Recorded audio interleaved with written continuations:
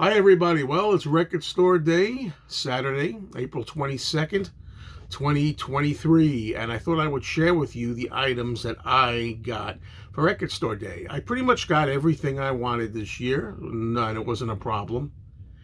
But I want to tell you about one of the items that I did not get, that I had no intention of getting, and that's the John Lennon special box set of 9 10-inch records in a box, limited to 1,500 copies. The price tag on this was really astronomical. It was somewhere around $400 US, sometimes a little more, maybe a tad less, depending where you're getting it from. And I had no intention of buying this. I made it clear on many live streams that I did that I didn't really want to buy it, and I wouldn't buy it, and I haven't. Okay. But the John Lennon estate is always very nice in giving gifts to people. In the past, they've gifted me several items, and I've really been very grateful and was very happy to have them and to review them. In this particular case, for the Give Me Some Truth box set we're talking about here, to the best of my knowledge at this point, only 2 people have received gifts. And I kind of understand that. I'm wondering why other people didn't get them. Usually there's about half a dozen people at least, maybe. This time only 2. And I can understand that because, first of all, the run is limited to only 1,500. You don't want to give them all away, And also the fact that it's got to be expensive to ship and to give away for free, because the 2 people that I am aware of so far, one of them is in England and the other one is in Canada. And I know that the base where these Lennon sets are shipped from as gifts is from England. So I don't know if it's a United States thing. I mean, as far as I know, nobody at this point that I'm aware of has received a free Give Me Some Truth Lennon box here in the States. So I don't know. Now, either for that reason, or maybe the reason that it's been seen that I've said that I'm not really interested in buying it. I've made it clear in my live streams I'm not going to buy it. And I have said that if it's a gift from the Lennons, I'd be very grateful and willing to honestly assess it and possess it. But other than that, I wasn't in for this one. But who knows what the future is going to bring, but it looks unlikely at this point that I'm going to have it. So anyway, let's go on to the records that I did get. The first one here I'm going to show is Joan Jett and the Blackhearts, the 1988 album called Up Your Alley. Probably her most commercial album. This is a Record Store Day release. And I'm not sure about this, but I think the original album, when you turned it over, this picture was upside down. And this time, if that's the case, it's right side up this time. But I'm going to open this up for anybody if wants to see. If you don't want to see, please be my guest and, zip by to something that you're more interested in. But this is colored wax, and therefore I'm going to show it. So let's do that. This is what you call sealed to revealed. All right. Okay. There's in a sleeve, Blackheart logo. And this is called a limited edition lemonade yellow vinyl. So here goes. All right.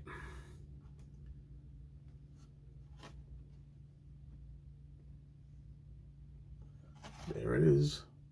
Lemonade. Get your ice cold lemonade. All right. Okay. The next item is, let's go to Ringo Starr. Ringo Starr had a reissue of his 1981 album, Stop and Smell the Roses, also on colored vinyl. This one I'm really interested in opening up. There are 2 records in here, and this is the first time on vinyl that you're getting the album itself, which is the first record, and then the second record have different songs. Original vocal version of Stop and Smell the Roses, and songs that were not originally on the album. Those songs were released on a Ringo Stop and Smell the Roses CD, which has been also offered for Record Store Day. The first one came out I believe in the 1980s or early 1990s, and it had the bonus tracks on, as does this. I am not prepared to open this at the time, this particular time, but there's the CD Record Store Day version. And we are definitely going to take a look at this. I like the Record Store Day exclusive strip. Would you call it an Obi strip? I don't know. This is on, let's see, what's it called this time? Red and white wavy color double vinyl. All right. So we're going to take care of this here. Now, this one here, folks, it is not a gatefold, so I don't have to worry about taking the shrink off or anything. This is not a gatefold. It's got 2 records in it, and really nicely done. This is the design, the color and everything of the inner sleeve from 1981, the same thing. But what you didn't have here in 1981 that's featured now is an image of Ringo, which is nice.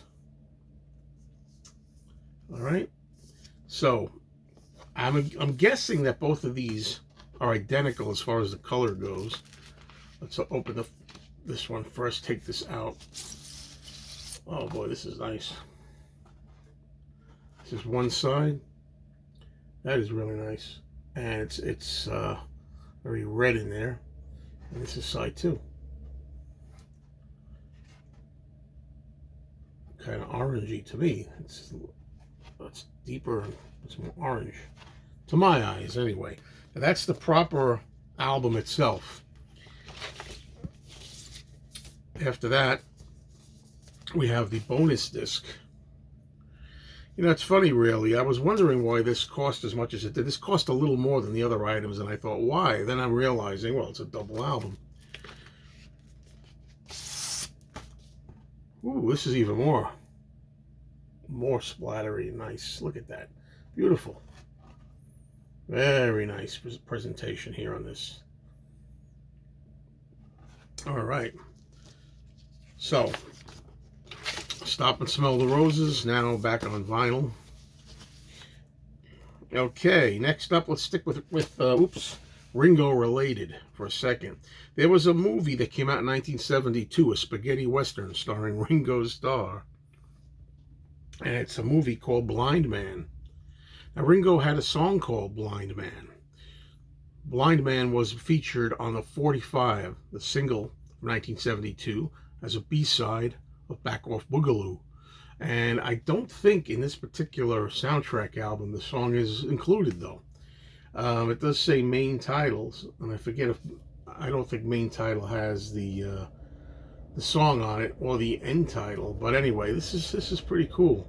First time on vinyl, and of course it says there Blood Spatter Edition. So we're going to see what the Blood Spatter Edition looks like. But before we do, there's a scene. Ringo it's really weird to see Ringo in this movie. Look at that. He plays a bad guy in this movie, and to see Ringo like that as a bad guy, good old Ringo, it's pretty different.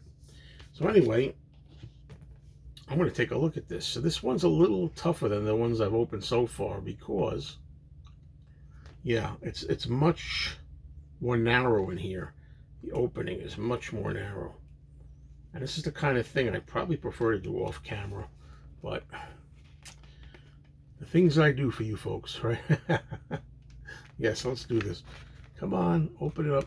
I kind of like to work it a little bit, then do the rest with my finger, you know, instead of doing it all with the blade. This is an interesting release for sure. All right, I see we got some stuff in here to reckon with here, because this seems to be a poster. And wow.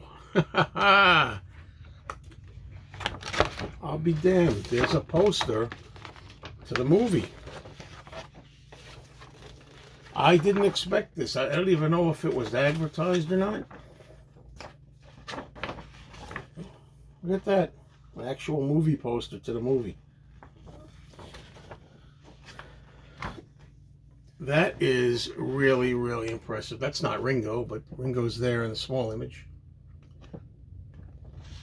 Wow, that is quite a pleasant surprise. No way did I expect that. That is quite the bonus.